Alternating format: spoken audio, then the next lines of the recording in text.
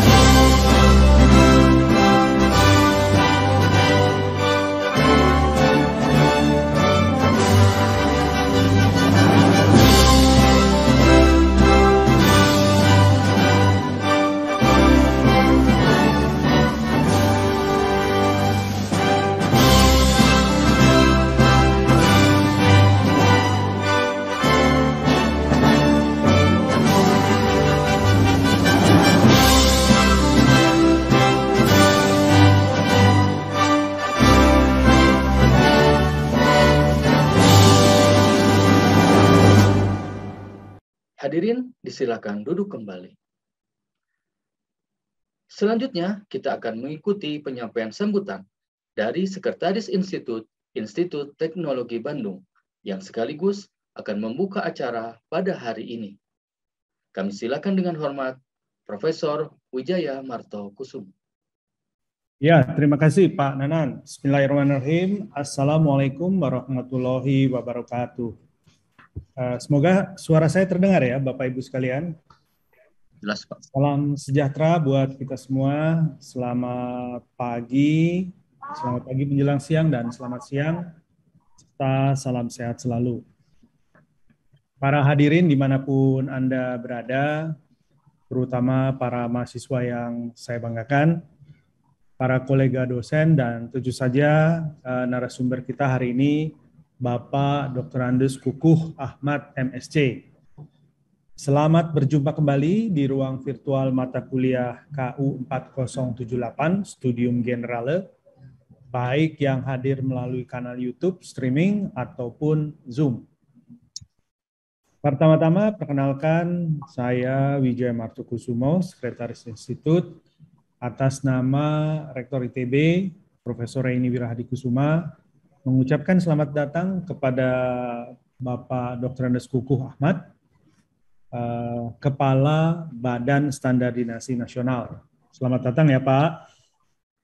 Pada kesempatan yang baik ini, beliau akan menyampaikan paparan dengan topik perkembangan standarisasi dan penilaian kesesuaian dalam meningkatkan pendidikan standarisasi di ITB.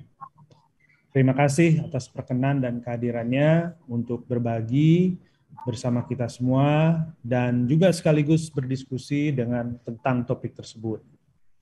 Para hadirin, kita mungkin tahu ya bahwa kehidupan kita ini tidak mungkin lepas dari standar ya. Kita pernah mendengar ada standar kelulusan, standar nilai, atau standar dan batasan kapasitas ya. Kalau di bidang ilmu yang saya pelajari di arsitektur dan perancangan bangunan, ada juga standar-standar yang mengatur ukuran, besaran jendela, pintu, bukaan, ya, kemudian standar keamanan bangunan atau laboratorium, ya, barangkali pernah apa sebagian dari kita ada juga pernah mengalami kerja di laboratorium untuk praktikum. Jadi topik standarisasi ini penting ya. Jadi apakah itu menyangkut kinerja sebuah proses atau produksi, dan ini semua berkaitan dengan persoalan lingkungan hidup kita ya. Jadi hari ini kita akan sama-sama membahas permasalahan standarisasi ya. Seperti biasa, acara Studium General ini akan diawali dengan pemaparan sampai dengan kira-kira pukul 10 seperempat begitu. Kemudian nanti dilanjutkan dengan diskusi dan tanya jawab sampai dengan pukul 10.45 ya. Acara akan dipandu oleh moderator kita hari ini, Bapak Dr. Umar Hayam dari STAY, Sekolah Teknologi Elektronik, Teknik Elektrika dan Informatika. Terima kasih kepada Pak Umar atas kesediaannya, dan sekali lagi saya juga mengucapkan terima kasih ini kepada panitia ya, para dosen pengampu mata kuliah Studium Generale, kemudian Pak Pras dengan Ditmawa dan timnya ya, kemudian Ibu Dr. Naomi dengan tim komunikasi Humas ITB, dan juga pihak-pihak yang tidak bisa disebutkan satu persatu yang telah membantu terselenggaranya acara ini. Sekali lagi Pak Kukuh, pimpinan ITB mengucapkan penghargaan dan menyampaikan ucapan terima kasih atas perkenannya untuk hadir bersama-sama kita di acara Studium General. Dengan mengucapkan Bismillahirrahmanirrahim, saya buka acara Studium General ini, dan selanjutnya saya serahkan kembali acara kepada pemandu dan moderator acara ini untuk melaksanakan acara. Selamat menyimak. Terima kasih. Wassalamualaikum warahmatullahi wabarakatuh. Hadirin yang kami hormati, berikutnya kita akan simak bersama Studium Generale yang akan disampaikan oleh Kepala Badan Standarisasi Nasional, Dr. Andes Kukuh S. Ahmad, MSc, dengan topik Perkembangan Standarisasi dan Penilaian Kesesuaian dalam Meningkatkan Pendidikan Standarisasi di Institut Teknologi Bandung. Sesi ini akan dipandu oleh moderator, yaitu salah satu dosen pengampu mata kuliah KU 4078 Studium Generale Institut Teknologi Bandung. Beliau juga menjabat sebagai Ketua Program Studi Doktor Teknik Elektro dan Informatika, Sekolah Teknik Elektro dan Informatika, Institut Teknologi Bandung. Kepada Dr. Umar Hayam, STMT, kami silakan. Bismillahirrahmanirrahim. Assalamualaikum warahmatullahi wabarakatuh. Yang saya hormati Rektor Profesor Penny Wirahadi Kusuma, yang saya hormati Dr. Andes Kukuh Ahmad, MSc, Ketua Badan Standarisasi Nasional, yang saya hormati Sekretaris Institut Profesor Wijaya Wirahadi, Profesor Wijaya Martakusuma, para pimpinan Institut Teknologi Bandung, Direktur Humas, Bu Naomi, Direktur Kemahasiswaan, Dr. Prastyo, dan juga para mahasiswa-mahasiswi peserta Studium General. Hari ini kita akan mengikuti Studium General dari Dr. Andes Kukuh Ahmad, Ketua Badan Standarisasi Nasional, dengan tema perkembangan standarisasi dan penilaian kesesuaian dalam meningkatkan pendidikan standarisasi di ITB. Kita ketahui, sebagaimana disampaikan oleh Prof. Wijaya, standar adalah ukuran tertentu yang dipakai sebagai patokan, dan standar dan sertifikasi ini sangat penting sebagai bukti formal dari kualitas. Standarisasi ini merupakan upaya untuk menjaga kualitas produk dan efisiensi usaha. Sedangkan sertifikasi adalah kegiatan penilaian kesesuaian yang berkaitan dengan pemberian jaminan tertulis dan produk telah memenuhi regulasi.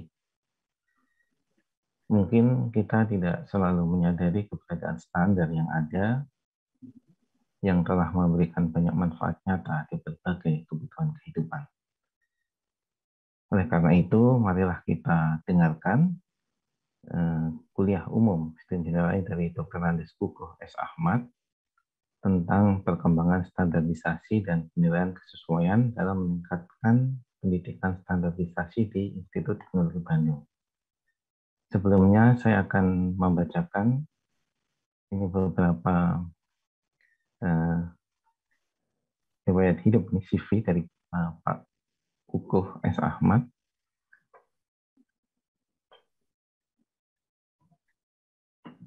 Pak Kukuh Ahmad ini menyelesaikan pendidikan sarjana di farmasi Universitas Gadjah Mada. Kemudian beliau mengambil S2 di teknologi pangan di Inggris. Dan pada tahun 1989 beliau berangkat ke Jakarta dan mulai bekerja di Balai Bimbingan dan Pengujian Mutu Hasil Perikanan di Ditjen Perikanan Departemen Pertanian. Kemudian beliau mendapatkan tugas belajar ke Inggris untuk studi master di bidang teknologi pangan. Dan beliau ini gemar bermain musik dan mengaku seandainya tidak bertemu dengan kelompok pegawai yang gemar main musik di Departemen Pertanian ini, tidak akan bertahan sejauh ini.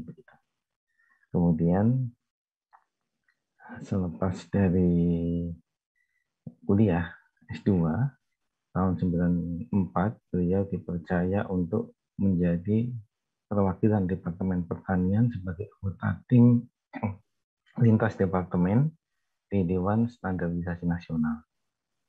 Beliau juga terlibat dalam persiapan pembentukan lembaga baru yang kelak bertugas mengurusi standar dan akreditasi, yaitu Badan Standarisasi Nasional dan Komite Akreditasi Nasional, yang memiliki tugas untuk memberikan akreditasi laboratorium serta sebagai lembaga inspeksi dan sertifikasi di Indonesia.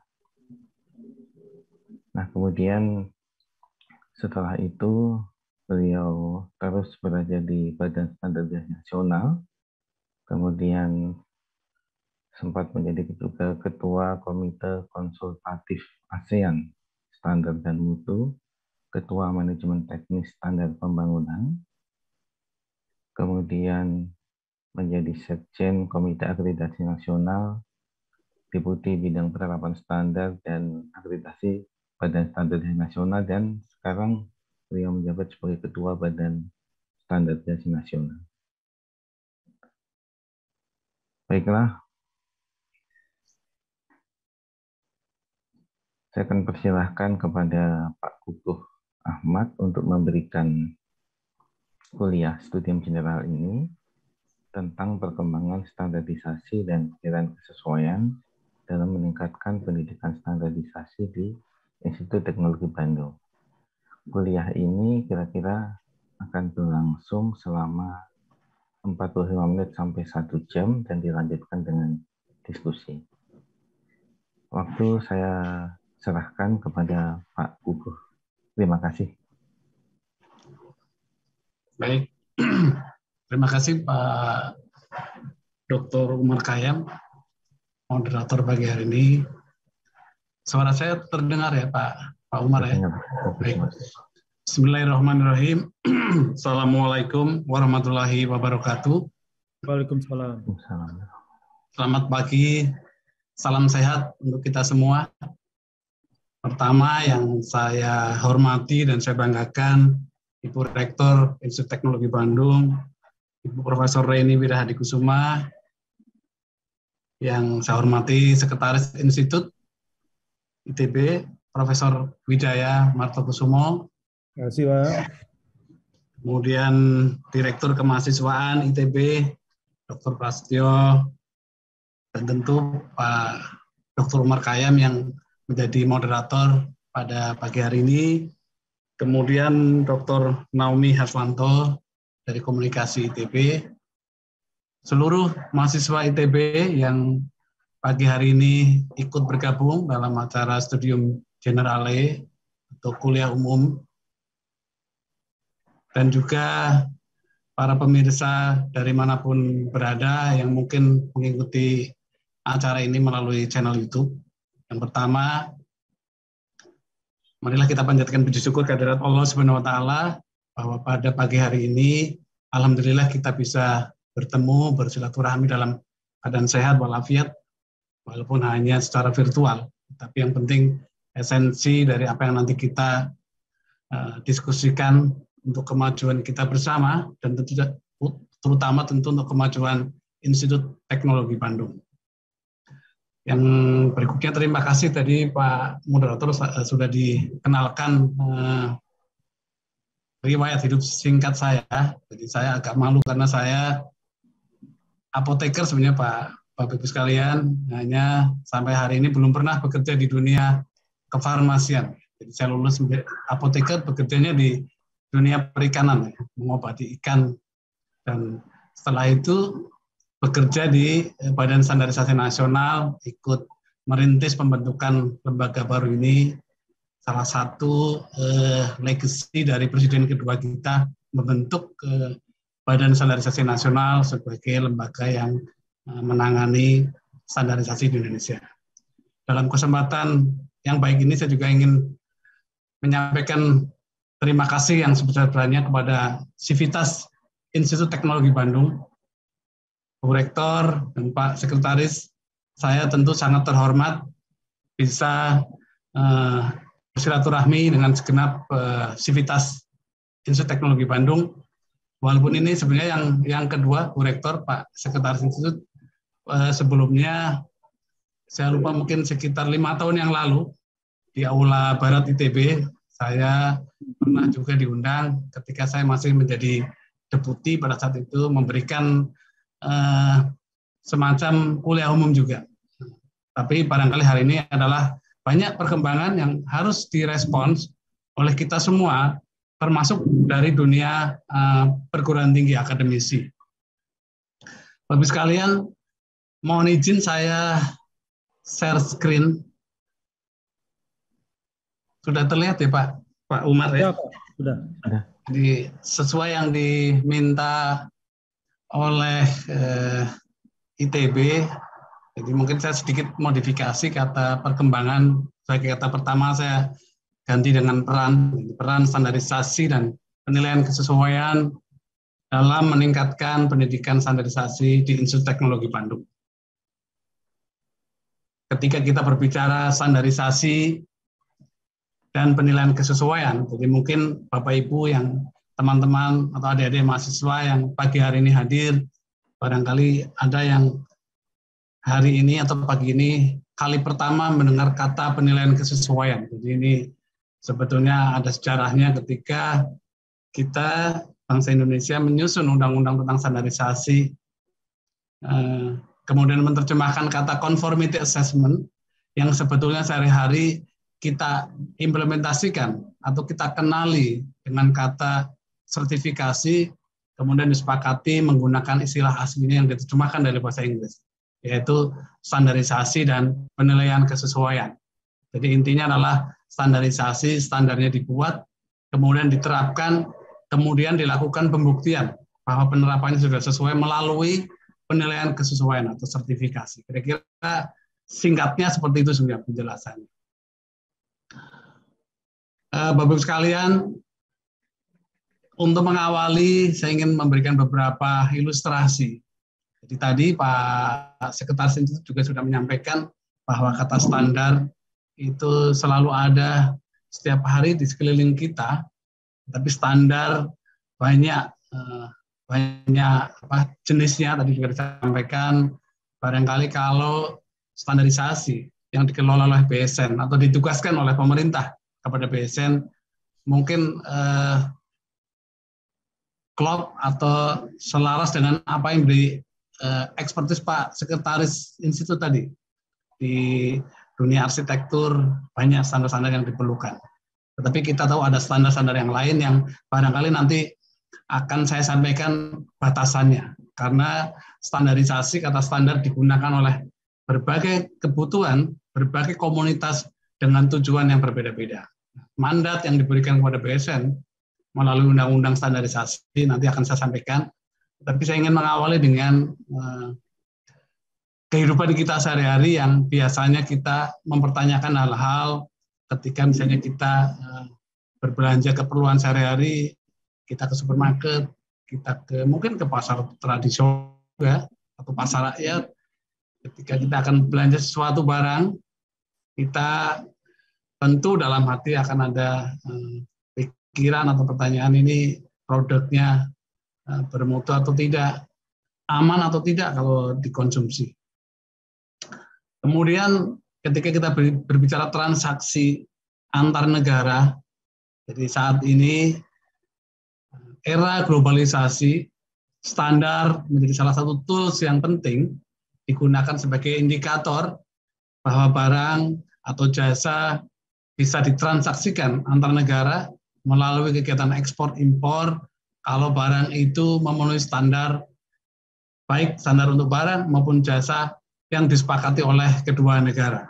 Sehingga di sana diperlukan juga hal-hal yang berkaitan dengan mutu, dengan keamanan produk dan sebagainya. Kemudian sehari-hari kita juga sebagai masyarakat umum, sebagai konsumen, sebagai user, ada hal yang juga berkaitan dengan standar ketika misalnya kita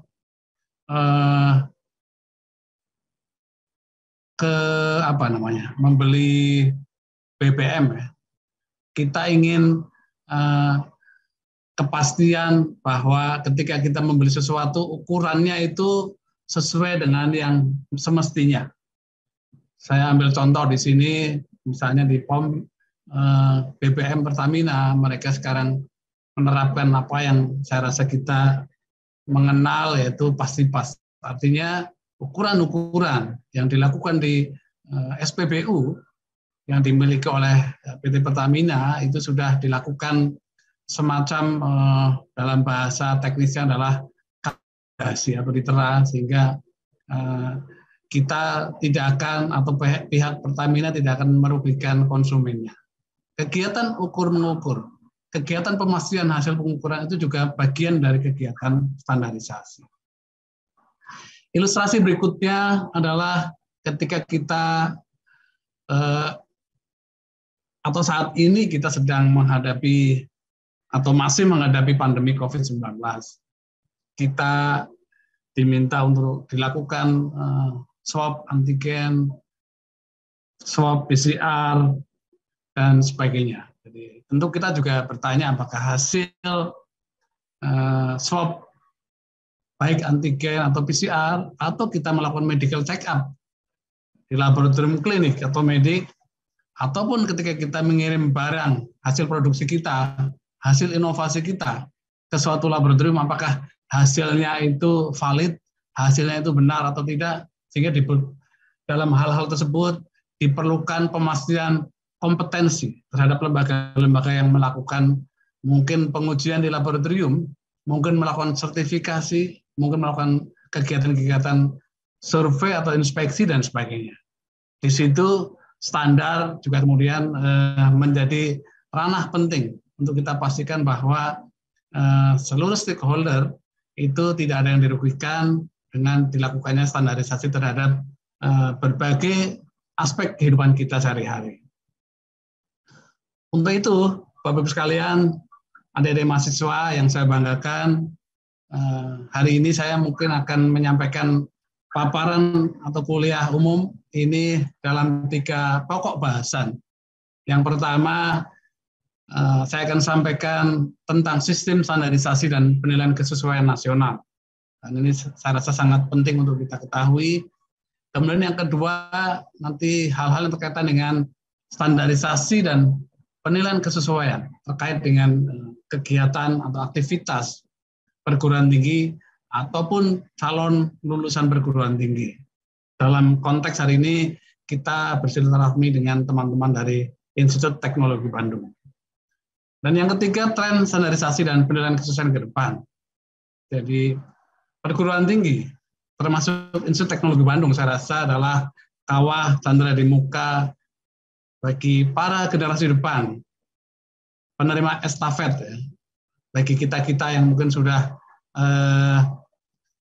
berusia mendekati pensiun gitu ya, nanti adalah adik-adik yang akan melanjutkan. Dan kalau kita berbicara tren standarisasi, tidak hanya adik-adik yang nanti akan mungkin melihat lapangan kerja ke depan, tetapi juga tanggung jawab, karena saya yakin sekali bahwa di antara adik-adik yang hari ini ikut kuliah, nanti pasti akan ada yang bekerja untuk pemerintah, dan bahkan mungkin juga akan menjadi pimpinan di pemerintah. Mungkin jadi bupati, mungkin jadi wali kota, bisa jadi gubernur. Dan siapa tahu, salah satu dari adik-adik yang hari ini ikut kuliah umum itu adalah nanti Presiden Republik Indonesia pada saatnya. Oleh karena itu saya rasa mengantisipasi ke depan, foresight terhadap kondisi masa depan, terutama yang berkaitan dengan standarisasi dan penilaian kesesuaian menjadi sangat penting. Yang pertama terkait dengan sistem standarisasi dan penilaian kesesuaian nasional, sebenarnya intinya saya ingin sampaikan di bagian paparan ini saya ambil dari PTB. PTB adalah National Meteorology Institute di Jerman, yang menggambarkan kenapa sebuah negara memerlukan national quality system. Saya ingin gambarkan dari core bodies yang paling kecil, dari lingkaran paling kecil di sini ada, ketika kita berbicara national quality system atau sistem mutu nasional atau quality infrastructure, national quality infrastructure atau infrastruktur mutu nasional, maka lembaga utama terdiri dari National Standard Body. Jadi di Indonesia kemudian diimplementasikan atau dibentuklah Badan Standarisasi Nasional, kemudian National Meteorology Institute. Sejak dikeluarkannya Undang-Undang Standarisasi tahun 2014, National Meteorology Institute yang awalnya bernaung di bawah LIPI, kemudian atas amanah undang-undang digabung ke dalam Badan Standarisasi Nasional, termasuk lembaga yang melakukan akreditasi atau National Accreditation Body.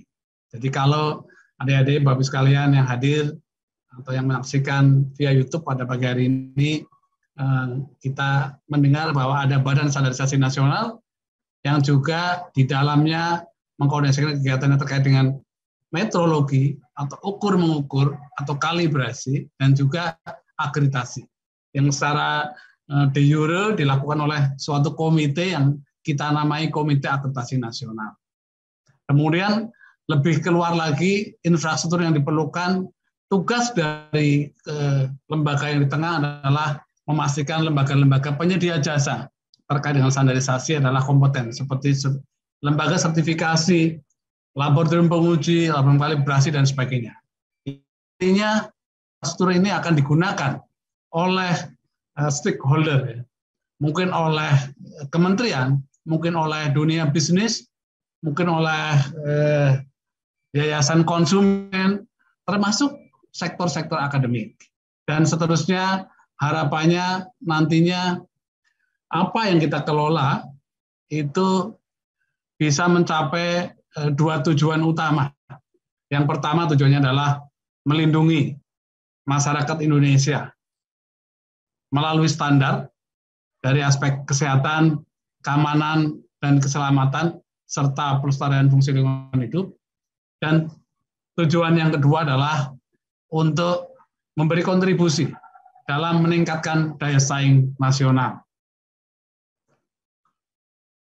Slide berikutnya, Bapak-Ibu sekalian, adalah Undang-Undang tahun 2014 tentang standarisasi dan penilaian kesesuaian yang saya coba gambarkan dalam satu slide menjadi semacam proses bisnis sederhana yang harapannya mudah dipahami.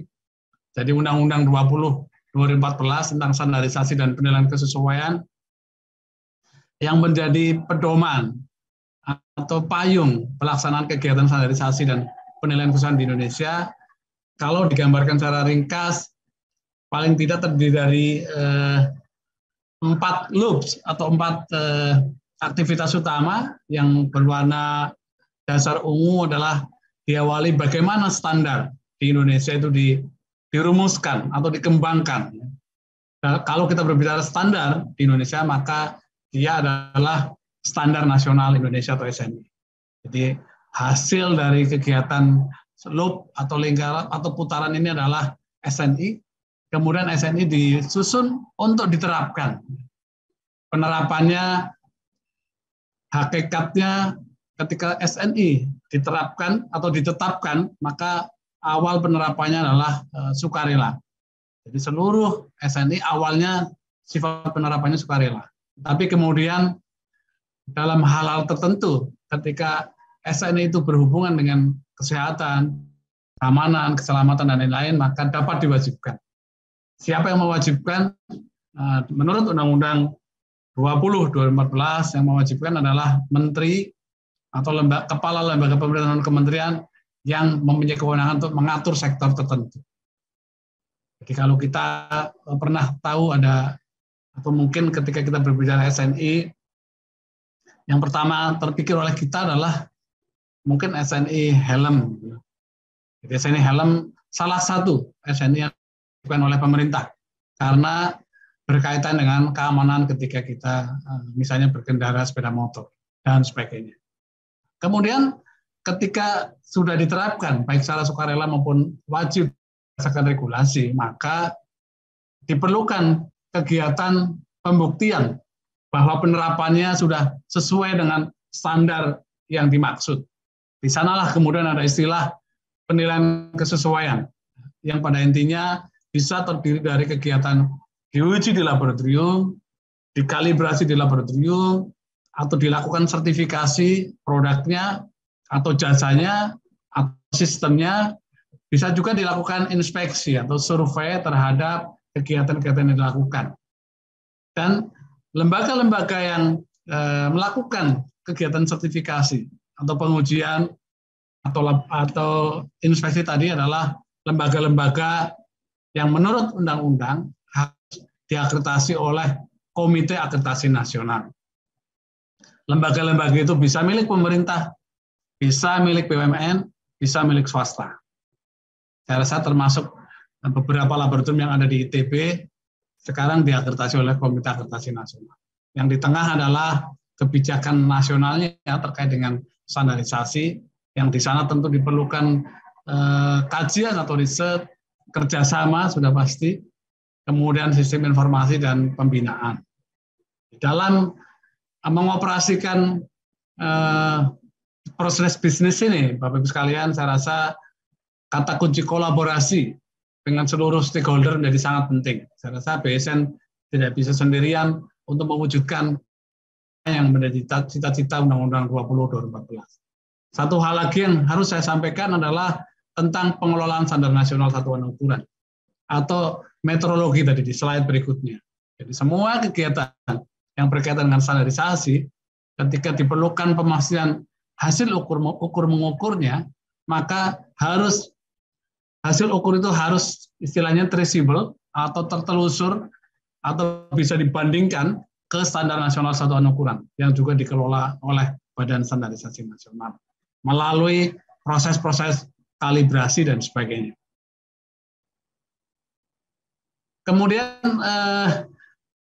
sebagai gambaran bahwa dua tujuan standarisasi dan penilaian kesesuaian di Indonesia tadi, yang pertama adalah untuk perlindungan kepada masyarakat.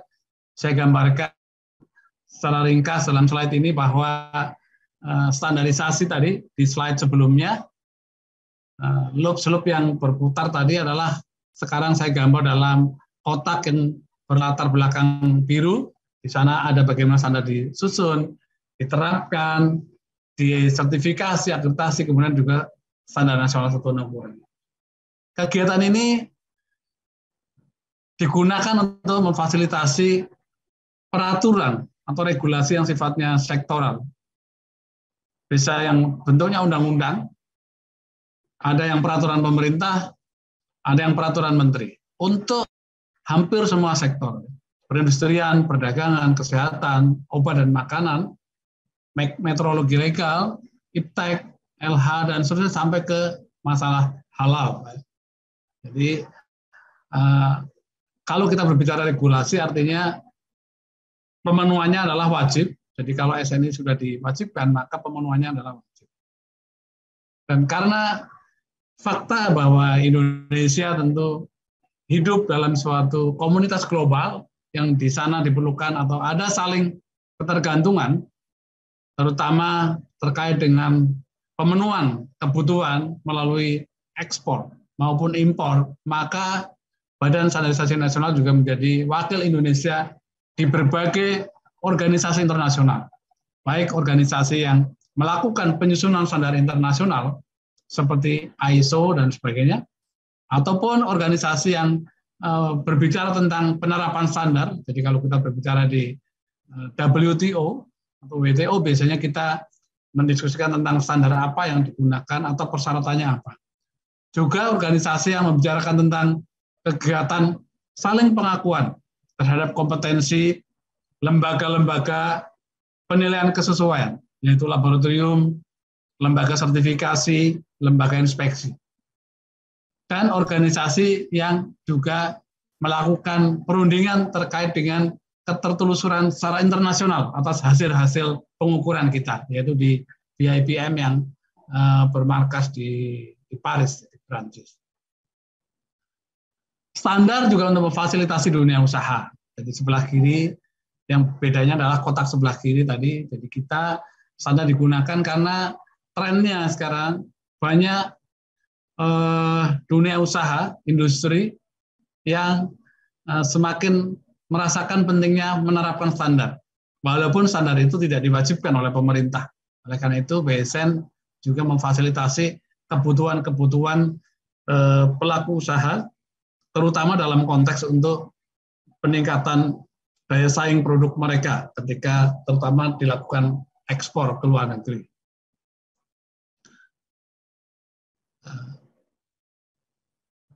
Agak detail berikutnya adalah kalau kita merefer kepada tadi proses bisnis yang pertama, bagaimana SNI dirumuskan. Kalau digambarkan secara sederhana, maka prosesnya kira-kira seperti ini, Bapak sekalian, ada 5 tahap utama, ya. Dari perencanaan, kemudian proses drafting, proses rapat teknis, rapat konsensus, dan seterusnya. Tetapi yang ingin saya sampaikan, yang pertama adalah bahwa sesuai dengan peraturan perundang-undangan yang ada, maka ada suatu kelompok atau suatu kelompok ya, yang namanya komite teknis. Jadi kalau kita berbicara proses penyusunan atau perumusan standar nasional Indonesia sebagai suatu dokumen persyaratan, maka ada 3 pihak yang terlibat. Yang pertama tentu BSN sebagai koordinatornya, kemudian ada komite teknis sebagai ujung tombak, karena mereka lah yang menyusun draft standar atau SNI tertentu. Kemudian ada stakeholder, karena nantinya draft standar yang disusun oleh Komtek itu harus dilakukan jajak pendapat atau public hearing untuk mendapatkan masukan terhadap rancangan standar yang akan disusun. Prinsip yang paling penting pada proses perumusan SNI adalah prinsip konsensus. Jadi setiap rancangan standar nasional Indonesia yang sedang disusun hanya akan bisa jadi SNI apabila sudah disepakati oleh 4 perwakilan stakeholder yang ada. Stakeholder di bidang standarisasi tentu saja, yaitu wakil dari pemerintah, wakil dari dunia usaha, industri atau asosiasinya, wakil dari para cendekiawan, akademisi, dan wakil dari konsumen. Jadi tidak ada satupun SNI yang ditetapkan sementara masih ada yang belum sepakat dengan rancangan tersebut. Prosesnya kembali saya sampaikan ada 5 tahap utama, dari perencanaan, mission draft-nya, rapat teknis atau ratek, rapat konsensus atau rakon, kemudian jajak pendapat atau public hearing, kemudian ditetapkan sebagai standar nasional Indonesia, kemudian ada proses maintenance atau pemeliharaan, karena normanya setiap standar itu setiap 5 tahun perlu dilakukan review untuk memastikan keupdatean atau apakah standar masih bisa atau masih sesuai dengan tantangan waktu tertentu atau tidak. Jadi ini proses penyusunan SNI, jumlah komtek hari ini sekitar 150 komite teknis dari berbagai sektor, dan komtek ini sebagian besar rumahnya atau sekretariatnya adalah di kementerian atau lembaga sesuai dengan tugas dan fungsinya. Jadi kalau kita berbicara kembali, komtek yang menyusun SNI Helm berada di Kementerian Perindustrian. Komtek pangan organik misalnya ada di Kementerian Pertanian, dan seterusnya. Sesuai dengan, kalau terkait dengan ikan, ada di Kementerian Kelautan dan Perikanan. Tetapi pada akhirnya rancangan standar nasional Indonesia setelah dilakukan jajak pendapat, kemudian sesuai dengan peraturan perundangan, yang diberi mandat secara otoritatif untuk menetapkan menjadi SNI adalah Kepala Badan Standarisasi Nasional.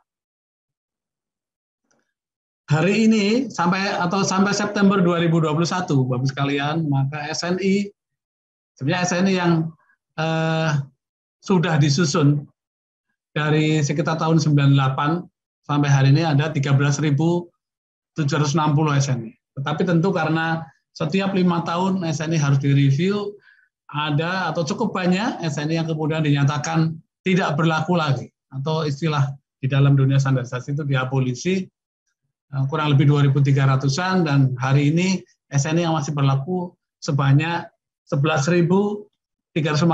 Ini data per September tahun 2021. SNI itu mencakup banyak hal, ya, tidak hanya SNI barang saja, ada jasa, ada sistem, ada proses. Mohon maaf, saya tadi lupa menyampaikan bahwa Undang-Undang Standarisasi 2014 juga membatasi lingkup yang dikelola, bahwa dia hanya untuk mengelola standar yang berkaitan dengan barang, jasa, sistem, proses, dan personal. Batasnya sudah jelas, tetapi ketika diimplementasikan masih banyak juga hal-hal yang mungkin saling berkaitan dengan pengaturan-pengaturan yang lain. Karena tadi Pak Sekretaris Institut juga menyampaikan ada standar-standar lain, maka kalau tidak masuk dalam definisi standar seperti di dalam Undang-Undang 20/2014 tentang standarisasi dan penilaian kesesuaian, maka itu tidak menjadi tugas Badan Standarisasi Nasional untuk mengelolanya. Termasuk ketika kita punya Standar Nasional Pendidikan, BSNP, yang sekarang dilakukan restrukturisasi, maka tidak termasuk di dalam standar yang dimaksud di dalam Undang-Undang 20/2014. Jadi ada beberapa pengaturan undang-undang yang sudah dibatasi agar tidak saling tumpang tindih. Kemudian penerapan SNI ke proses berikutnya. Jadi tadi sudah saya sampaikan bahwa SNI pada dasarnya adalah sukarela, tetapi dapat diberlakukan secara wajib oleh menteri atau kepala lembaga pemerintah non kementerian apabila terkait dengan kesehatan, keselamatan, dan seterusnya. Untuk Bapak Ibu, adik-adik mahasiswa yang mungkin belum pernah melihat secara fisik, walaupun sekarang hampir semua SNI sudah dalam bentuk digital, tetapi kita tetap dalam atau ketika on request, maka kita juga menyediakan SNI dalam bentuk hard copy. Jadi awalnya sebelum digitalisasi, SNI kita berbentuk fisik seperti ini, dan saya rasa yang bentuk digital kalau di print juga hasilnya akan seperti ini. Ini adalah daftar SNI yang diatur dalam regulasi teknis atau sering kita sebut sebagai SNI yang sudah diwajibkan. Jadi dari sekitar 11.000 sekian SNI, mungkin sekitar 40%-nya adalah SNI tentang barang, dari yang ada, kemudian hari ini yang diwajibkan adalah 258 SNI. Yang mewajibkan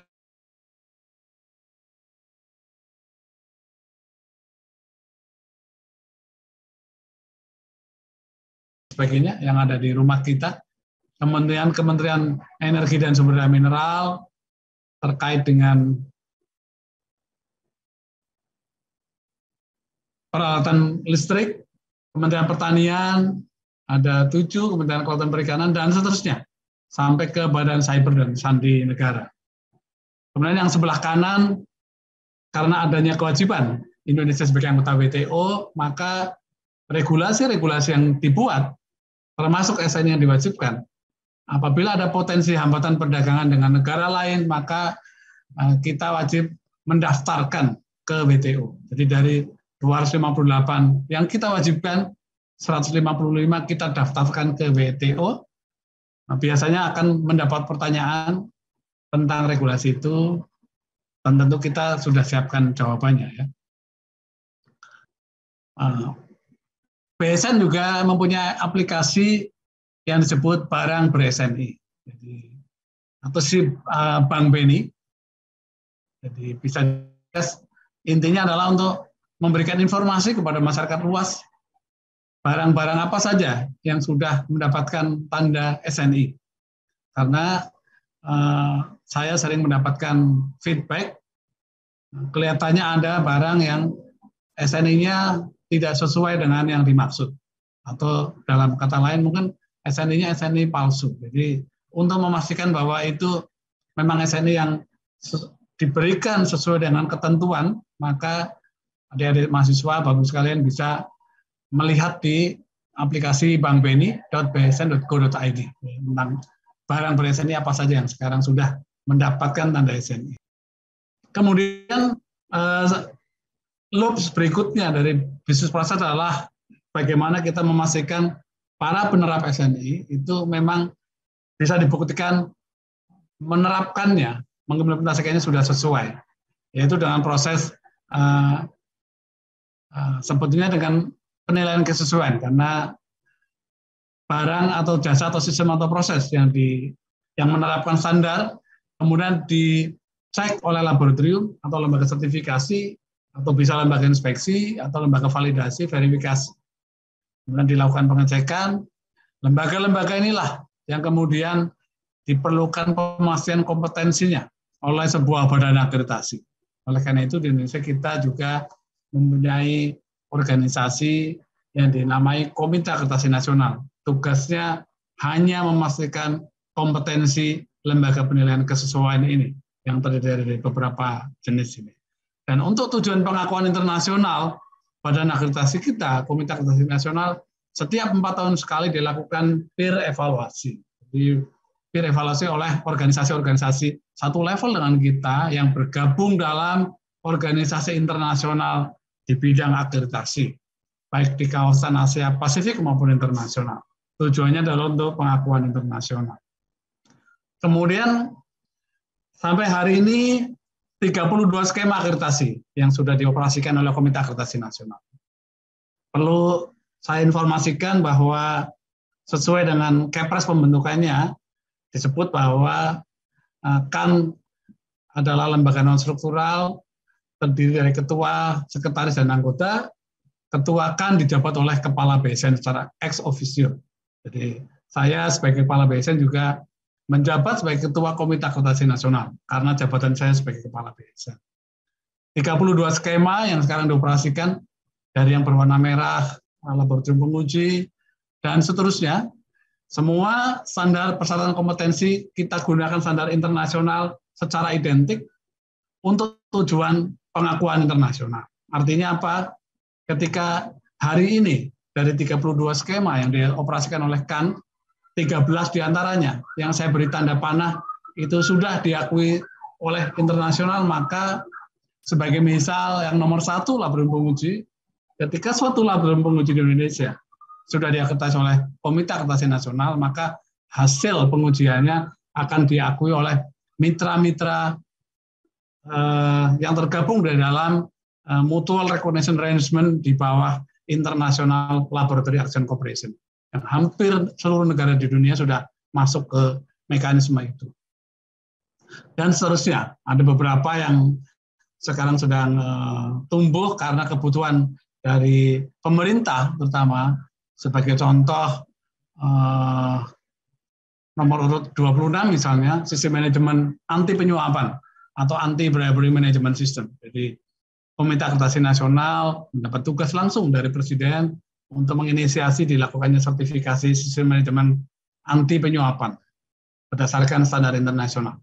Tentu bekerjasama dengan Komisi Pemberantasan Korupsi.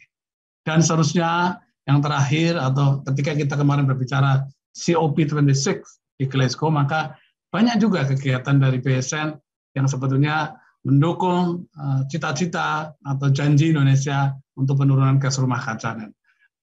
Mekanisme validasi dan verifikasi gas rumah kaca sendiri sudah dioperasikan juga oleh Komite Akreditasi Nasional dan sudah juga mendapat pengakuan internasional.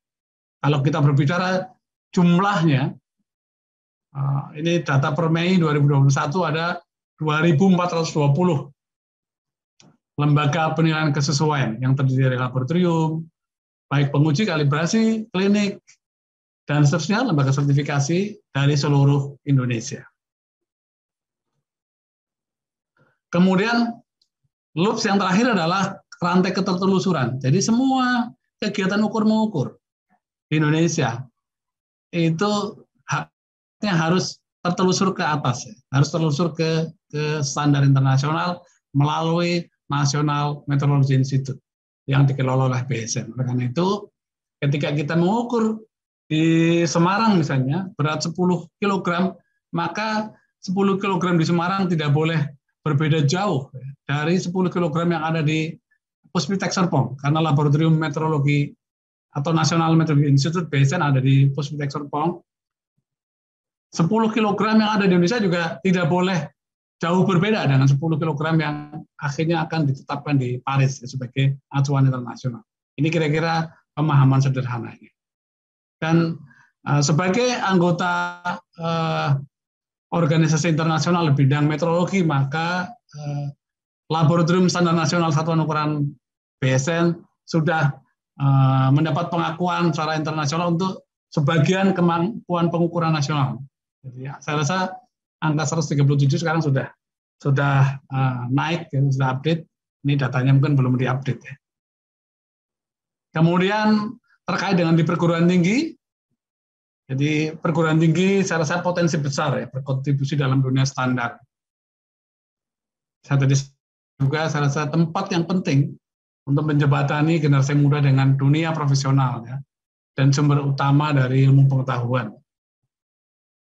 Jadi apa yang bisa dipetik manfaatnya di perguruan tinggi, dan hari ini kita berbicara di ITB, maka standarisasi dan penilaian kesesuaian atau SPK dalam konteks tertentu dapat meningkatkan pelayanan pendidikan, penguatan riset dan inovasi, pengelolaan data dan informasi, publikasi dan knowledge management, kemudian penguatan mutu lulusan, kemudian juga di bidang kerjasama internasional.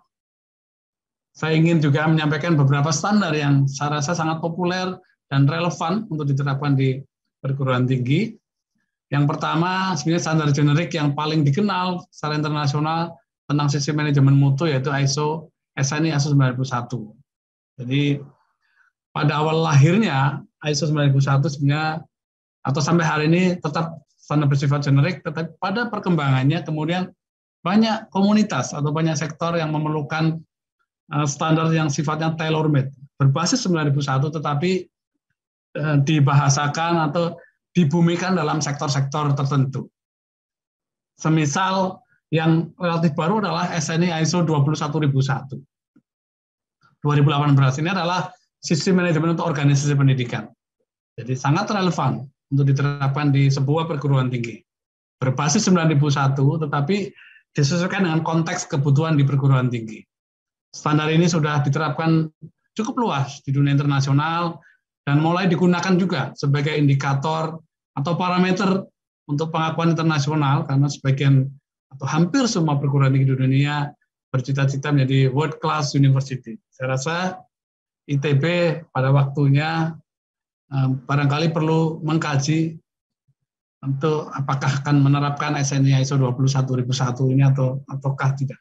Dan terkait dengan hal ini, sebenarnya BSN juga sudah berdialog dengan Badan Akreditasi Nasional Perguruan Tinggi atau BANPT, karena akreditasi perguruan tinggi tidak masuk di dalam tugas yang diberikan kepada BSN di dalam Undang-Undang Standarisasi.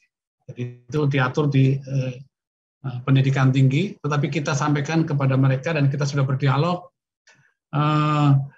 bukan untuk menggantikan, tetapi bisa untuk persyaratan komplementer, tentu untuk tujuan perguruan tinggi Indonesia agar semuanya bisa naik kelas menjadi perguruan tinggi world class university, mungkin rankingnya bisa naik dan sebagainya. Saya rasa ini sudah dibuktikan oleh beberapa perguruan tinggi yang ada di dunia, yang di luar Indonesia maksud saya.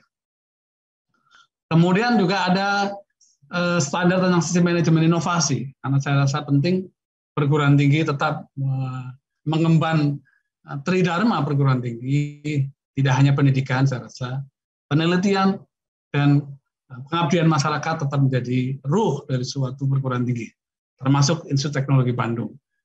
Ketika kita berbicara penelitian, kemudian hasil penelitian, selalu saja isu-isu kesulitan hilirisasi atau komersialisasi dan sebagainya.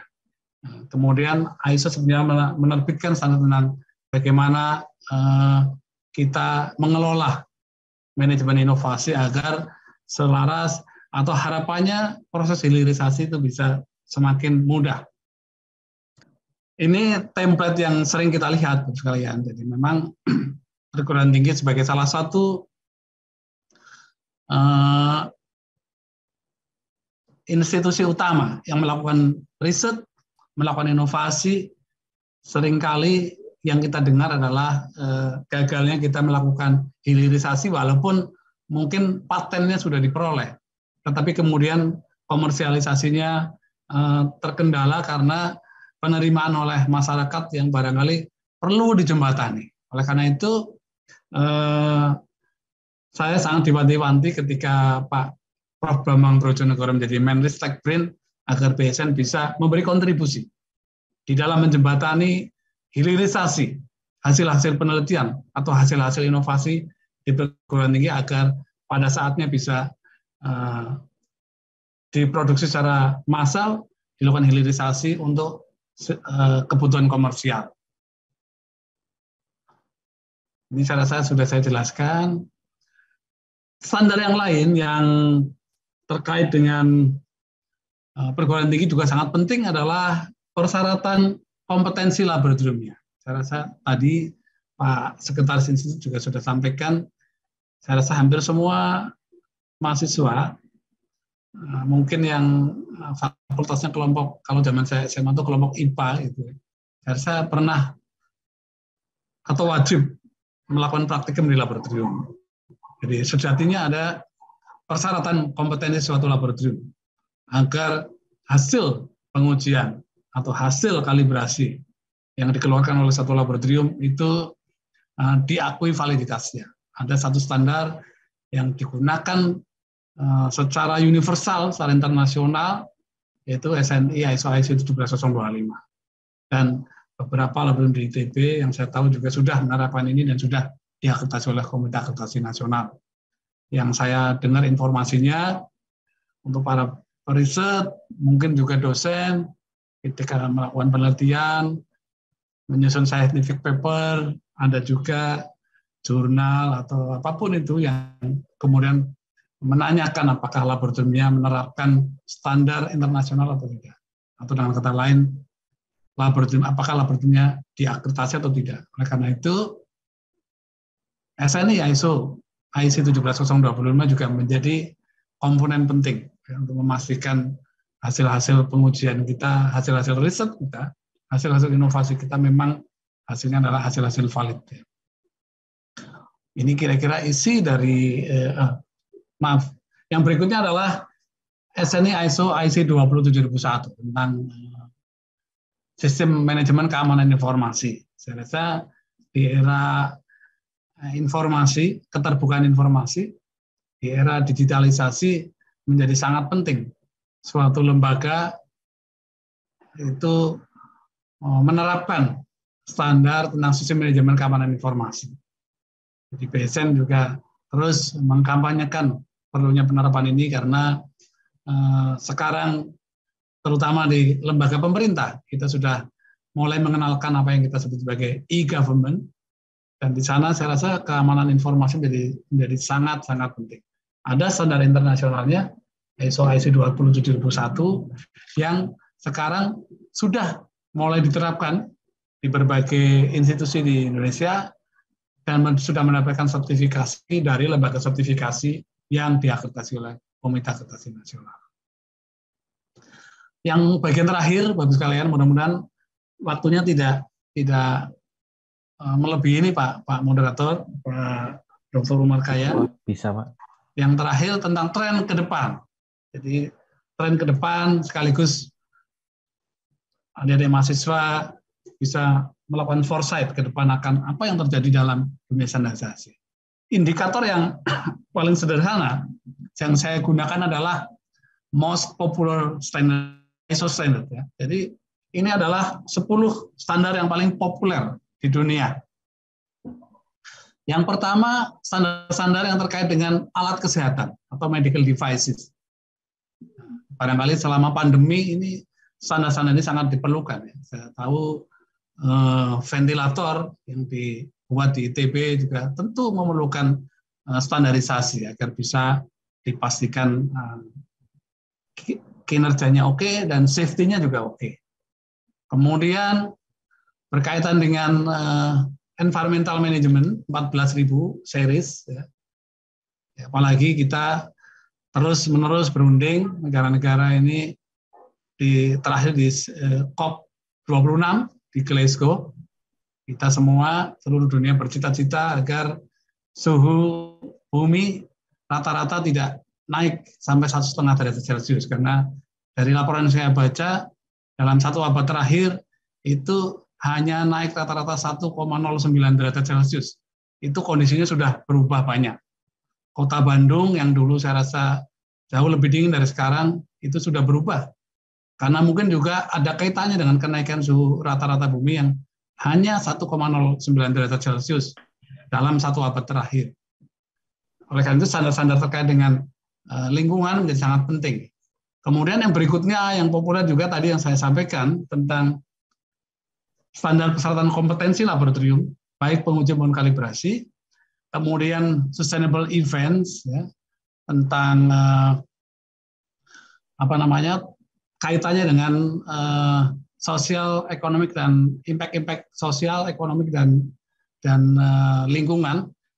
Kemudian food safety management 22.000, kemudian social responsibility, saya rasa ini juga salah satu standar yang populer, CSR dan sebagainya.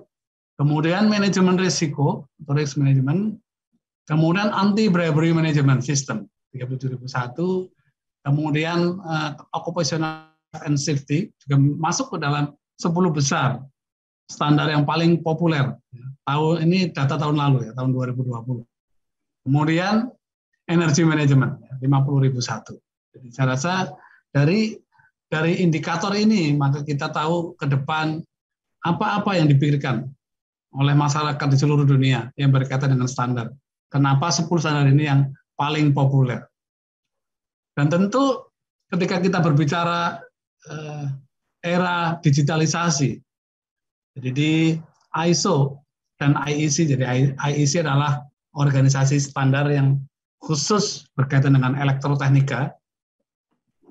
Mereka mempunyai Joint Technical Committee atau GTC terkait dengan IT. Banyak sekali standar yang sudah disusun, lebih dari 3.000 standar ya yang sudah dipublish. 582 masih dalam pengembangan.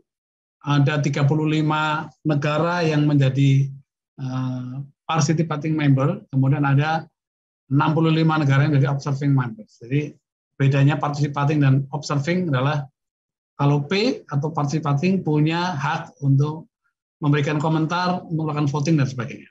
Termasuk Indonesia masuk salah satu di antara 35 negara ini. Kalau O sebatas bisa dokumen-dokumen yang sedang dibahas, boleh memberikan masukan, tapi belum tentu dipertimbangkan. Dan hal-hal yang ditangani saya rasa sangat relevan dengan era digital atau keinginan kita semua dilakukannya transformasi digital ya, dalam waktu yang tidak terlalu lama saya rasa dari hari ini. Beberapa misalnya yang bisa saya sampaikan di sini, diantaranya misalnya terkait dengan artificial intelligence, IoT dan sebagainya. Saya rasa itu menjadi standar-standar yang ke depan menjadi sangat populer, mau tidak mau harus kita hadapi. Kita sekarang mengenal ada namanya aset kripto, aset yang berupa digital, ya mungkin tidak lagi kita menabung dalam bentuk emas batangan, tetapi kripto tadi. Ini adalah dampak dari kemajuan teknologi informasi yang tidak bisa kita cegah. Oleh karena itu, adik-adik mahasiswa sebagai generasi penerus masa depan Indonesia, saya rasa dari hari ini harus sudah mulai menyiapkan apa-apa yang menjadi tren di dunia internasional. Saya rasa demikian Bapak Moderator yang ingin saya sampaikan. Jadi saya senang kalau nanti mendapat banyak input atau klarifikasi atau mungkin pertanyaan. Terima kasih. Saya akhiri. Assalamualaikum warahmatullahi wabarakatuh. Waalaikumsalam warahmatullahi wabarakatuh. Terima kasih Pak Upuh Ahmad yang telah menyampaikan kuliah umum tentang peran standarisasi dan penilaian kesesuaian dalam meningkatkan pendidikan standarisasi di Institut Teknologi Bandung. Telah banyak yang cukup dibahas pada kuliah ini terkait dengan standarisasi dan juga penilaian kesesuaian. Beberapa hal yang bisa kita simpulkan dari apa yang Pak Buko sampaikan, standar adalah ukuran tertentu yang dipakai sebagai patokan, dan standarisasi dan sertifikasi ini sangat penting sebagai bukti formal kualitas. Standarisasi adalah upaya untuk menjaga kualitas produk dan efisiensi usaha. Kebutuhan akan produk aman dan bermutu, kemudian kebutuhan pemastian hasil pengukuran, kemudian juga kebutuhan pemastian kompetensi. Kemudian juga telah dibahas tentang sistem standarisasi dan penilaian kesesuaian nasional, kemudian juga standarisasi dan penilaian kesesuaian terkait perguruan tinggi, dan juga tren standarisasi dan penilaian kesesuaian ke depan. Baiklah, sekarang kita akan memasuki sesi tanya-jawab. Silahkan para mahasiswa untuk mulai mengajukan pertanyaan, bisa melalui chat dan juga bisa secara langsung. Nanti yang akan langsung bisa raise hand dulu. Sebelum ada yang mengajukan pertanyaan langsung, ini sudah ada beberapa pertanyaan melalui chat. Ini akan saya bacakan. Yang pertama ini dari Stefanus Gunawan dari Teknik Sipil 2020. Ini mengajukan pertanyaan, mengapa dalam beberapa hal SNI masih diperlukan? Padahal sudah ada standarisasi ISO dan BSN sendiri merupakan anggota dari ISO.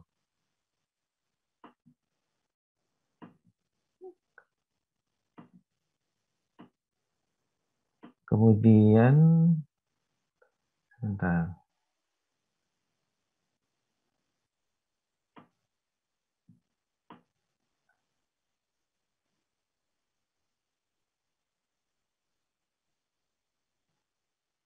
Mungkin itu dulu Pak ya. Ini saya ada hambatan. Ini satu persatu aja mungkin. Langsung ya Pak. Ya. Pak Moderator ya. Baik, Silakan, terima Pak kasih. Buko. Yang pertama kepada Mas Stefanus Gunawan ya, dari Teknik Sipil 2020. Jadi kenapa sudah ada ISO masih perlu SNI? Jadi sebetulnya semua negara itu memiliki standar nasional, semua negara. Dan beberapa atau sebagian standar yang dimiliki oleh negara, termasuk Indonesia, adalah standar-standar yang diadopsi secara identik dari standar internasional, termasuk ISO. Oleh karena itu, ketika adik-adik mahasiswa mungkin melihat identitas suatu standar, kadang ditulis SNI berapa, tetapi kadang ditulis SNI ISO berapa. Saya contohkan ISO 9001. ISO 9001 diadopsi secara identik, artinya simpelnya diterjemahkan langsung gitu ke dalam bahasa Indonesia. Nah, sesuai tata cara yang dipandu oleh ISO, maka negara yang mengadopsi standar ISO secara identik, identitas standarnya harus membawa nama ISO-nya. Jadi namanya SNI ISO 9001 misalnya. Kalau di Malaysia, adik-adik mahasiswa mungkin akan melihat ISO MS 91, sama. Kalau di Inggris misalnya akan melihat ISO BS 91. Jadi atau BS ISO 91. Di Malaysia MS ISO 91. Jadi tetap atau semua negara tetap harus punya identitas standarnya. Permasalahannya adalah tidak semua standar yang kita miliki dari 11.000 sekian itu adalah standar yang identik secara internasional. Bahkan dalam konteks tertentu, Indonesia perlu menyusun standar yang sifatnya standar nasional, yang sifatnya indigenous, khas, karakteristik Indonesia. Untuk banyak tujuan. Salah satunya adalah untuk perlindungan. Kadang ada yang mengatakan untuk barrier di entry point, ya, di pelabuhan masuk, agar kita bisa terlindungi dari aspek kesehatan, keamanan, dan keselamatan. Jadi itu sebenarnya alasannya. Kemudian saya lanjutkan apakah SNI mampu untuk menjawab tantangan lokal daerah? Sebetulnya gini, ini masih pertanyaan Mas Stefanus Gunawan. Jadi di dalam Undang-Undang 20/2014 tentang standarisasi ada kriteria SNI apa yang harus disusun. Di antaranya adalah kearifan lokal sudah menjadi pertimbangan kita. Maka sebetulnya dari 11.000 SNI itu ada juga, cukup banyak juga SNI yang kita buat karena kekhasan suatu produk yang dihasilkan di suatu daerah. Tetapi tetap prosesnya mengikuti proses perumusan secara internasional atau secara nasional, sehingga dipastikan karena embrio dari rancangan standar itu dari suatu daerah tertentu karena produk unggulan suatu daerah, misalnya apa ya, Markisa lah misalnya dari Sulawesi Selatan misalnya, maka insya Allah sudah pasti industri di Sulawesi Selatan itu ya karena mereka yang mengusulkan juga spesifikasinya, parameternya, maka secara teoritis mereka akan bisa menerapkan. Dan kadang memang standar dijadikan alat ya di dalam kita dunia perdagangan internasional sekarang kan banyak hidden apa ya, sesuatu yang disembunyikan di dalamnya sebenarnya standar itu. Syaratnya harus begini, kita agak terhambat ekspor ke sana karena di sana ada persyaratan yang begini dan sebagainya. Itu yang selalu kita negosiasikan. Saya rasa itu Pak Moderator jawaban untuk Mas Stefanus Gunawan ya. Ya, ini mungkin juga terkait ini Pak ya, mungkin kasus beberapa hari terakhir ini ada ini ya, terkait dengan kesesuaian standar nasional dengan kondisi lokal.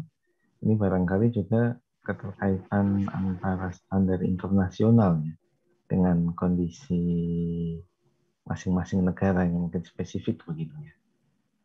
Termasuk waktu kebakaran tangki ini kilang Pertamina itu ya. Itu kan sistem proteksi petirnya sudah mengikuti standar internasional, tetapi ternyata kondisi petir tropis lokal itu berbeda, sehingga standar internasional itu tidak cukup gitu, seperti itu ya. Persis. Saya boleh merespons yang terakhir dari Pak Moderator? Ya, karena silakan. ini contoh yang sangat baik nih dari Pak Moderator. Jadi Indonesia melalui BSN juga menjadi anggota Organisasi Internasional Standarisasi untuk Elektrotechnical, ya, Elektronika dan Kelistrikan, ya, IEC. Ya. IEC kita banyak standar yang kita adopsi identik ya Pak Moderator. Tetapi kita juga atas masukan dari para pakar di bidang elektroteknika di Indonesia, kita tidak bisa begitu saja mengadopsi apa adanya, karena standar-standar itu mungkin tidak mempertimbangkan pada saat penyusunannya kondisi geografis iklim di Indonesia. Dan itu kita lakukan Pak Umar ya. Beberapa standar kita di bidang kelistrikan itu tidak identik. Jadi ada kekhasan itu adalah diperlukan karena Indonesia secara geografis punya iklim. Bahkan di sektor lain kita bicara tentang culture, karena culture-nya seperti ini. Itu kita buat. Dan biasanya kita nggak apa-apa ya, strategi, karena strategi nasional, kita adopsi standar internasional secara identik ketika kita memerlukan ekspor sebenarnya. Sehingga harapannya produk kita karena standarnya sudah memenuhi standar internasional, dalam tanda petik mudah lah memenuhi persyaratan negara tujuan. Tetapi ketika kita untuk perlindungan masyarakat Indonesia, maka at any cost, standar itu harus kita buat sesuai dengan kebutuhan kita. Termasuk untuk petir tadi Pak Umar ya. Ya. Tetapi ada, kalau kita bicara dunia industri, ada yang kita punya industri di dalam negeri, kita juga impor barang yang sama. Nah, disitulah kita kemudian memainkan peran standar. Tentu walaupun di dalam WTO tidak boleh diucapkan, ya, tidak boleh diartikulasikan bahwa Indonesia melindungi di dalam negeri dengan standar, itu tidak boleh. Tetapi kita semua negara melakukan, tetapi tidak diucapkan. Itu juga kita lakukan. Karena jangan sampai kita industri dalam negeri kalah dengan impor untuk barang yang sama. Tidak mudah memang PR ini, tetapi harus kita lakukan. Itu Pak Moderator. Ya, terima kasih Pak Kukuh. Berikutnya ada pertanyaan dari Michael Dermawan dari Teknik Pertambangan. Ini bertanya, seberapa parah pelanggaran terhadap standarisasi di Indonesia? Mungkin khususnya di bidang pendidikan dan perguruan tinggi. Mengingat pasti akan ada saja pelaku atau kelompok tertentu yang tidak menjalankan berbagai peraturan mengenai standarisasi ini. Ini tentang ini Pak, pelanggaran terhadap standar itu Pak. Apakah ada datanya juga begitu di PSN? Baik, Mas Michael Darmawan ya dari Teknik Pertambangan 2018. Yang pertama harus saya batasi dulu karena standarisasi yang dimandatkan kepada BSN cakupannya tadi sudah ada batasnya, jadi tidak mengcover menstandarisasi perguruan tinggi misalnya, sehingga pelanggaran ini karena ada, kalau saya tidak salah baca, ada konteks pelanggaran perguruan tinggi dan sebagainya. Jadi itu di luar ranah BSN, tetapi yang ingin saya jawab adalah pelanggaran terhadap standarisasi yang menjadi tugas BSN. Jadi intinya adalah terhadap ketentuan pemenuhan standar yang sudah wajib tadi. SNI wajib ada 258 kalau saya tahu. Pelanggaran-pelanggaran itu yang masih ada yang saya rasa penegak hukum juga konsisten untuk menindak, memberikan shock terapi kepada para pelaku usaha yang kadang mungkin menempelkan tanda SNI tanpa melalui sertifikasi yang resmi gitu ya. Ada, kalau saya ditanya apakah ada. Karena BSN sering diminta oleh terutama Bareskrim Polri untuk menjadi semacam memberikan keterangan ahli terkait dengan hal-hal ini. Tetapi memang kadang buah si malakama, ketika SNI diwajibkan, industri dalam negeri belum bisa memenuhi demand yang diperlukan oleh masyarakat Indonesia, maka kadang datanglah produk impor. Nah, ini yang kemudian sedang kita antisipasi bagaimana kita bisa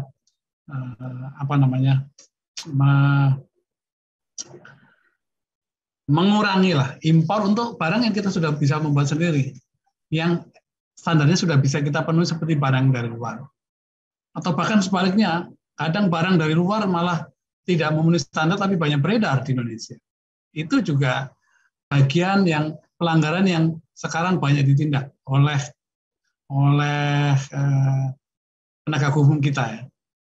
Ada kasus lain yang definisi pengelompokannya mungkin abu-abu. Jadi kalau kita bicara tentang besi beton misalnya, jadi ada besi beton impor yang masuk, tetapi ternyata kita ada definisi yang abu-abu sehingga ketika kita anggap melanggar ketentuan ini, dia menjawabnya saya memenuhi persyaratan yang ini. Nah, ini juga menjadi PR kita untuk bisa kita pastikan semua barang, niat baik pemerintah mewajibkan sekarang ada 258 SNI tentu untuk melindungi kita semua. Tetapi kita juga tidak bisa menutup mata kondisi industri dalam negeri yang sebagian besar adalah usaha mikro, kecil, dan menengah yang harus kita kawal terus untuk bisa tetap bisa menjalankan kegiatan ekonominya. Saya rasa itu Pak Umar. Ya. Baik, terima kasih Pak Kukoh. Berikutnya ada pertanyaan dari Leonardo Junior. Ini terkait dengan alur atau skema untuk mendapatkan SNI atau ISO. Ini pertanyaannya, ini ketika saya membangun startup dan mendapatkan hak paten dari instansi pendidikan seperti ITB, ini mohon dijelaskan alur atau skema untuk mendapatkan SNI atau ISO tersebut. Baik, terima kasih Mas Leonardo Junior ya. Jadi intinya pertanyaan adalah proses sertifikasi. Jadi untuk mendapatkan tanda SNI atau tanda SNI itu tidak diberikan oleh BSN. Tanda SNI untuk bisa kita tempelkan di produk kita yang kita buat itu diberikan oleh tadi lembaga sertifikasi, terutama lembaga sertifikasi produk yang diakreditasi oleh BSN melalui Komite Akreditasi Nasional. Tadi saya juga paparkan jumlahnya ada berapa. Jadi mengajukannya adalah ke lembaga sertifikasi produk.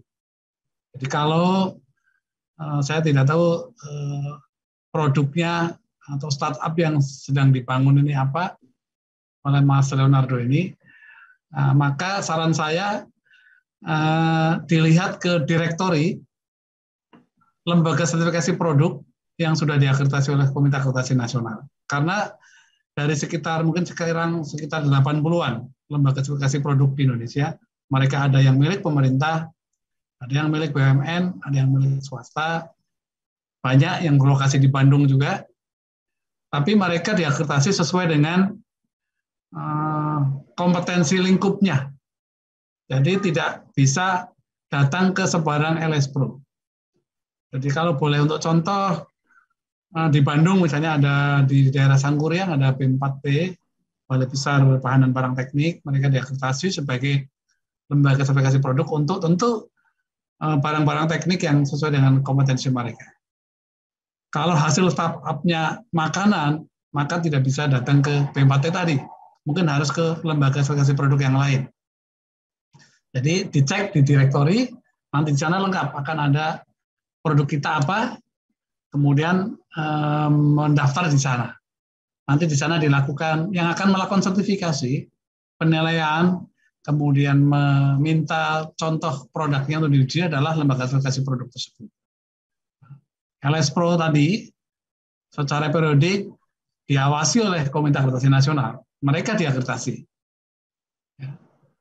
Diawasi, dikunjungi, bahkan akreditasi masa berlakunya 5 tahun, setiap 5 tahun direakreditasi. Di tengah-tengah masa itu ada proses surveillance visit ya, untuk memastikan kompetensinya masih terjaga. Saya rasa prinsipnya seperti itu, Mas Leonardo ya. Ya, ini ada pertanyaan lanjutannya. Ini seberapa besar dampak yang diberikan terhadap market dari startup saya jika dibandingkan dengan biaya dari standarisasi tersebut? Lalu untuk informasi lebih lanjut dari standarisasi itu bisa didapatkan dari mana? Begitu, Pak. Pertanyaan terakhir saya rasa tadi sudah saya respons ya. Jadi kita ada direktori, nanti dilihat bisa di www.bsn.go.id atau di www.kan.or.id ya. Tapi kalau berbicara dampak dan cost yang dikeluarkan, saya rasa ini, saya bukan orang bisnis juga Pak Umar ya, jadi harus tahu nih cara hitung-hitungnya. Tapi yang pasti proses sertifikasi ada biayanya. Kemudian saya ingin lebih lanjut menyampaikan bahwa ketika kita tahu bahwa kalau sertifikasi itu ada biayanya, ada yang kecil, ada yang sangat kecil, ada yang juga cukup besar. Biasanya komponen biaya yang membuat besar adalah sertifikasi yang memerlukan pengujian di laboratorium. Dan biaya pengujiannya mahal, otomatis sertifikasinya menjadi lebih mahal. Tetapi pemerintah mengantisipasi melalui Undang-Undang Cipta Kerja, karena UMKM yang konon jumlahnya sekitar 65 juta, yang menjadi, saya rasa, penopang ekonomi Indonesia, itu tidak boleh mati dan mereka harus bisa juga memenuhi standar nasional Indonesia. Pemerintah memberikan insentif melalui Undang-Undang Cipta Kerja tadi, terutama untuk usaha mikro dan kecil, untuk produk yang resikonya rendah. Karena sekarang Undang-Undang Cipta Kerja itu kita berbicara regulasi berbasis resiko. Jadi tidak semuanya itu diatur oleh pemerintah. Jadi pihak-pihak pelaku usaha swasta itu diberikan juga hak untuk mendeklar ketika apa yang mereka kelola adalah produk-produk yang masuk dalam kategori terutama risiko rendah ya. Walaupun pada akhirnya tetap harus mendapat SNI dengan insentif dari pemerintah. Jadi kembali ke pertanyaan Mas Leonardo, dampak dan cost-nya ya tidak bisa diberi jawaban yang general ya. Harus kita lihat kasus per kasus. Kira-kira seperti itu Pak Moderator. Terima kasih Pak Kukuh. Berikutnya ada pertanyaan dari Najaah Sabila. Ini mahasiswa teknologi pasca panen. Saya ingin bertanya apakah BSN pernah melakukan pengecekan standarisasi secara diam-diam tanpa diketahui oleh suatu lembaga yang diperiksa standarnya. Contohnya seperti pengecekan akreditasi suatu sekolah secara diam-diam dan lain sebagainya.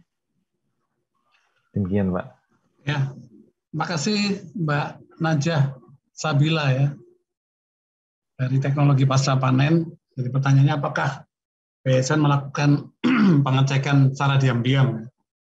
Sebenarnya by peraturan, by law, BSN tidak diberi kewenangan untuk menjadi lembaga pengawas. Yang menjadi lembaga pengawas utamanya adalah Kementerian Perdagangan untuk barang-barang yang diperdagangkan. Tetapi dalam Undang-Undang Standarisasi, BSN diberi tugas untuk melakukan apa yang disebut sebagai uji petik. Jadi pertanyaannya, jawaban singkatnya apakah diam-diam? Jawabannya iya. Tapi tidak untuk konteks penegakan hukum. Jadi BSN setiap tahun melakukan uji petik terhadap barang jasa yang sudah mendapatkan tanda SNI. Memang ya, karena keterbatasan sumber daya, anggaran maupun orang, kita melakukannya sampling dan prioritas terhadap isu-isu yang sedang hangat tiap tahun. Kita melakukan uji petik, tentu secara diam-diam. Kemudian kita sampaikan kepada atau kita jadikan sebagai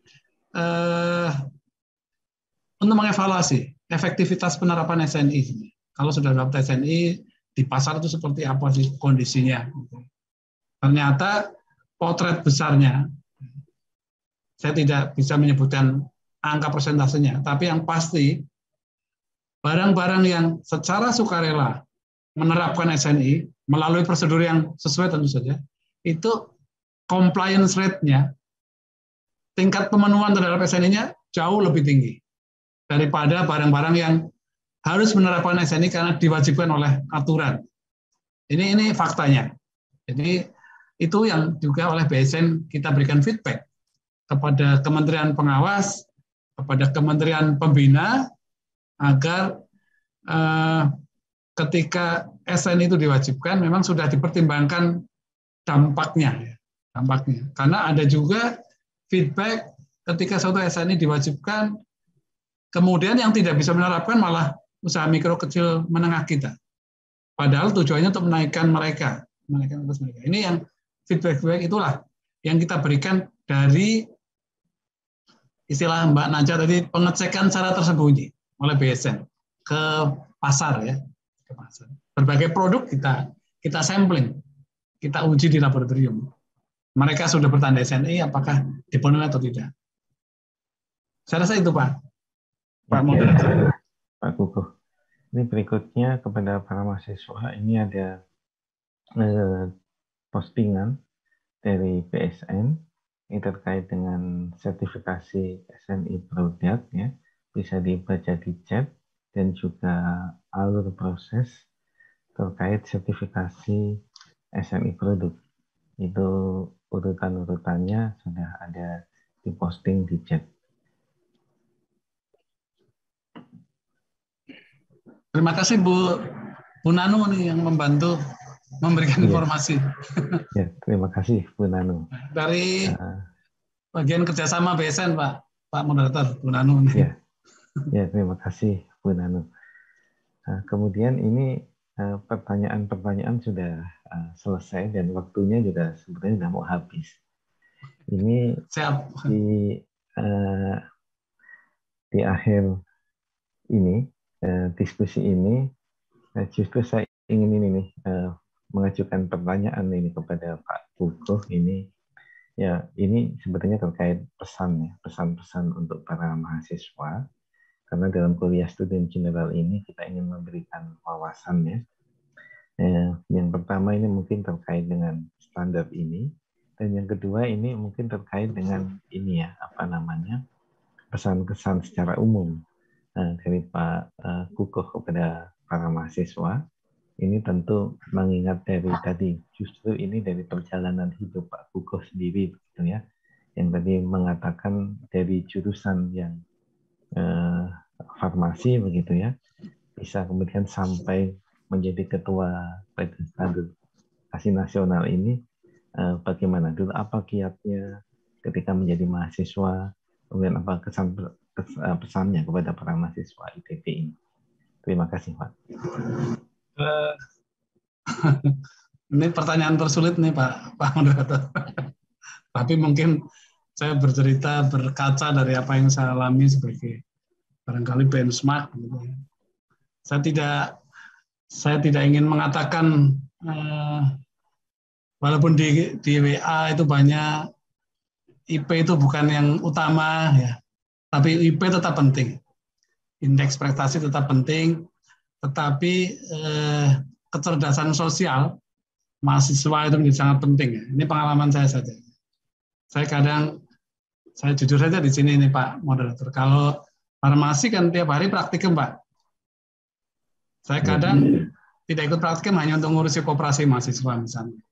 Jadi aktivitas-aktivitas ekstra apa istilahnya sekarang ya, ekstrakurikuler itu tetap sangat penting, karena di sana kita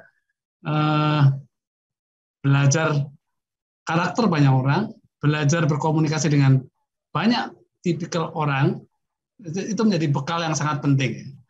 Nah, ilmu tetap tidak boleh kita lupakan. Kalau seorang insinyur elektro seperti Pak Umar, saya rasa ya harus kompeten di bidang elektro ya. Tetapi mungkin istilahnya apa ya, soft skill ya, atau kecerdasan sosial lah, ya, atau care kepada lingkungan menjadi sangat penting. Jadi saya terus terang mengamati teman-teman yang kemudian sukses dalam karirnya, itu saya coba telusuri dulu ketika mahasiswa ngapain aja. Ya banyak kegiatan yang mereka lakukan, yang tidak semata-mata belajar tetapi sebagai mahasiswa nomor satu kan menuntut ilmu. Sekali lagi indeks prestasi tidak boleh dilupakan. Itu menjadi salah satu indikator yang utama. Tadi care kepada lingkungan ya. Kalau bahasa Jawa itu Pak Umar, saya itu orang Jawa Tengah ya. Entengan gitu loh. Entengan